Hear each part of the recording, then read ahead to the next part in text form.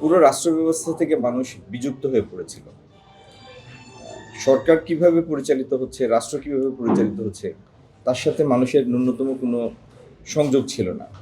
যে কারণে গত 15-20 বছরে সব শ্রেণী পেশার মানুষ, সব ইনকাম ব্র্যাকেটের মানুষ ডেসপারেটলি চেষ্টা করেছে দেশ ছেড়ে চলে যেতে।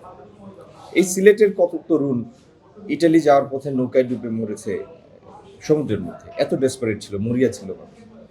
আল্লাহর অপার মেহেরবানিতে আমরা একটা গণতান্ত্রিক উত্তরণের জন্য যে নেহায়েত প্রয়োজনীয় একটি স্বচ্ছ, বিশ্বাসযোগ্য, স্বচ্ছ একটি নির্বাচন, সেই নির্বাচনটি কালকে অতিক্রম করেছে, সুসম্পন্ন হয়েছে। আর মানুষ তার পছন্দের নেতৃত্ব বেছে নিয়েছে।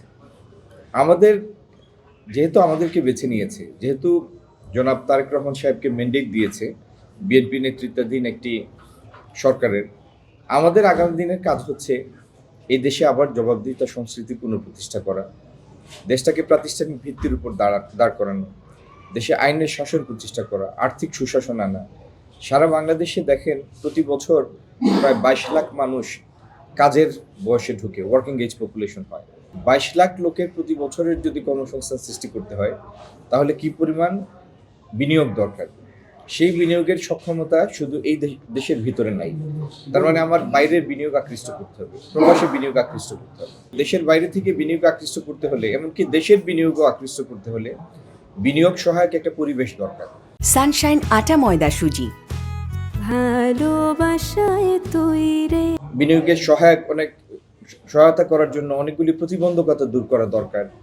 আমাদের অহেতুক বিভিন্ন সরকারি লাইসেন্স পারমিট যেগুলি লাগে, যেগুলি ওভারল্যাপিং হয়, এটি থেকে জিনিসগুলিকে সিম্পলিফাই করা দরকার।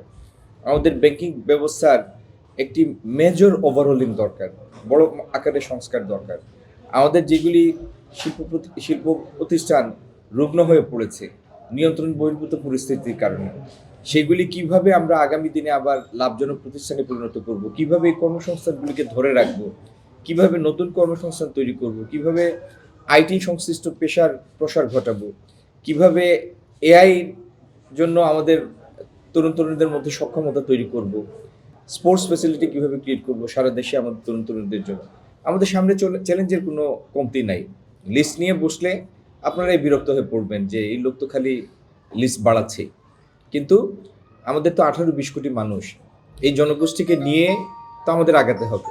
সুতরাং এই চ্যালেঞ্জগুলি আমাদের সামনে আছে, এগুলিকে মোকাবেলা করতে হবে এবং এগুলি সমাধান করেই এই দেশটাকে একটা বাসযোগ্য ফাংশনাল দেশে পরিণত করতে হবে, যেটির মধ্যে উন্নয়ন একটা সাস্টেইনেবল একটা ডেভেলপমেন্টের পথে যাবে এই দেশটা। আর ব্যক্তির বিষয়টা গুরুত্বপূর্ণ না, কে মন্ত্রী হলেন, কে এমপি হলেন। আমরা যে আস্থাটা এসেছে, মানুষ যে তার জনরায় দিয়েছে, সেগুলি তো আমার মুখ দেখে দিয়েছে যে কর্মসূচিগুলি আমরা উপস্থাপন করেছি মানুষের সামনে, সেগুলির জন্য। তো এই কর্মসূচিগুলি বাস্তবায়ন করার জন্য দলের নিজস্ব চিন্তাভাবনা আছে, আমাদের পরিকল্পনা আছে, সেইভাবে আমরা এগিয়ে যাব। আমাদের হেলথ সেক্টরের পরিকল্পনা নিয়ে বিএনপি এগিয়ে এসেছে। শিক্ষার ক্ষেত্রে যে সংস্কার হবে, সেগুলির জন্য আমাদের প্রস্তাবনা আমরা মানুষের সামনে হাজির করেছি। প্রত্যেকটা ক্ষেত্রেই আগামী দিনে আমরা বাংলাদেশকে কিভাবে নতুনভাবে পরিবর্তনের পথে নিয়ে যাব, সেটার জন্য আমাদের ধারণাগুলি নিয়ে এসেছে। মানুষ সেটা পছন্দ করেছে, সেই ধারণাগুলি, সেই কর্মসূচিগুলি মানুষ আমাদের উপর আস্থা রেখেছে।